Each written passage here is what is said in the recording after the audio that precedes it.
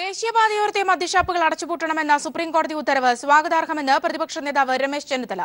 ദേശീയപാതയിലെ വാഹനാപകടങ്ങൾ കുറയ്ക്കാൻ ഉത്തരവ് സഹായിക്കുമെന്നും ചെന്നിത്തല പ്രതികരിച്ചു. മുഖ്യമന്ത്രി ഇടപെടണം.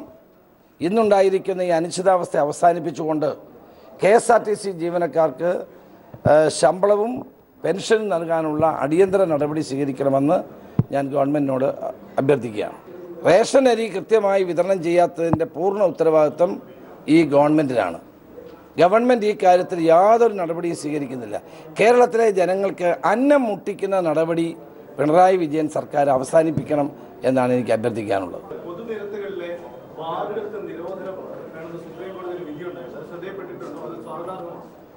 തീർച്ചയായും സ്വാഗതാർഹമാണ്. കാരണം ഇതുപോലുള്ള അപകടങ്ങൾ ഒഴിവാക്കാൻ, ജനങ്ങൾക്ക് ബുദ്ധിമുട്ടുകൾ ഒഴിവാക്കാൻ ഒക്കെ അത് സഹായകരമായിരിക്കുമെന്നുള്ള കാര്യത്തിൽ യാതൊരു സംശയവും